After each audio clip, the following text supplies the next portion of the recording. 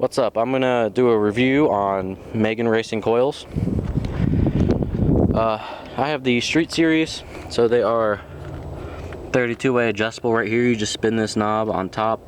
Whichever way you spin it ends up making it harder, softer, whatever you end up wanting to do. I have had these on both settings, all the way hard and all the way soft. The soft, you do notice a difference on the big bumps. However, you do also notice a difference when you're cornering. It does lean a little bit more, and you just don't get quite as good feedback from it. Up front here, you can see I'm not that low. This is about as low as I can go and still corner as hard as I want.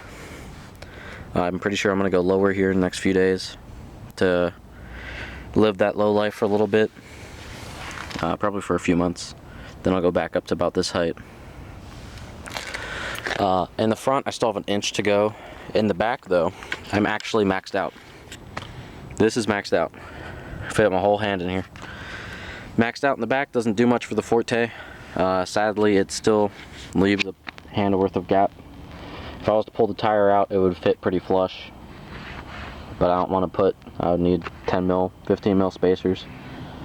And I don't want to put that in there. So I'm going to drop in the back. I'm going to take the locking rings out of it, and hopefully that'll give me about another 1/4 of an inch, and that'll close this up right here, make it look flush, or at least look like there's less wheel gap. In the front, I'm going to try to actually tuck the wheel inside. It's going to go up in here, and it will be pretty close to flush with these tires that are on my wheels right now. Might need like 5 mil spacers, which I wouldn't mind putting those up front. They're not going to do much.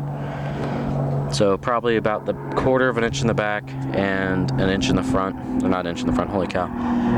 Maybe up to a 1/2 inch in the front. But as to the review for the coils, they're pretty good coils.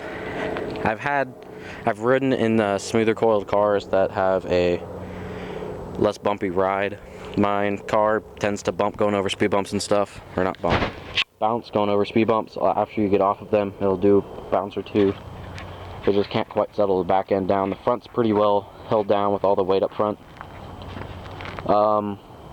Actually, I prefer the coils over the stock system that was on my car. The stock Kia Forte Coupe SX suspension was terrible. Going over speed bumps at this height, I do it the same speed I went over on stock height, because the stock ones were terrible. As soon as I went over the speed bumps on stock ones, the front end would just collapse to the ground and I'd bottom out anyway. So these coils at this height have about that same problem, but I'm also 2 inches, a little bit more than 2 inches lower right now. It's actually smoother on the highway than my stock system was.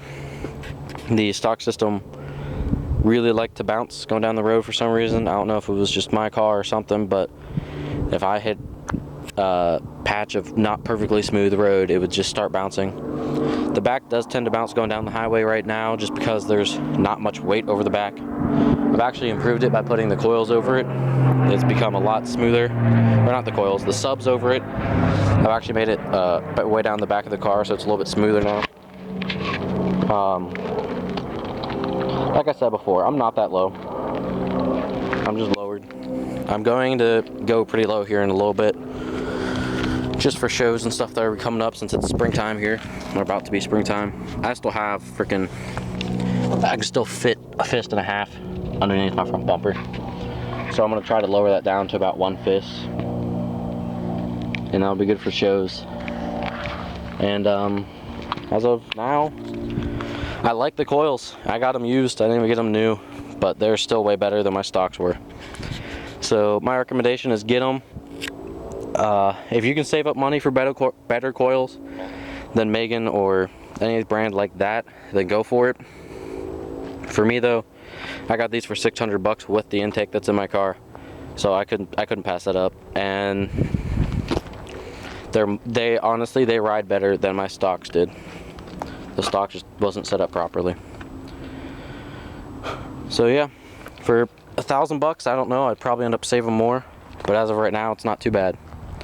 Alright guys, thanks, please subscribe.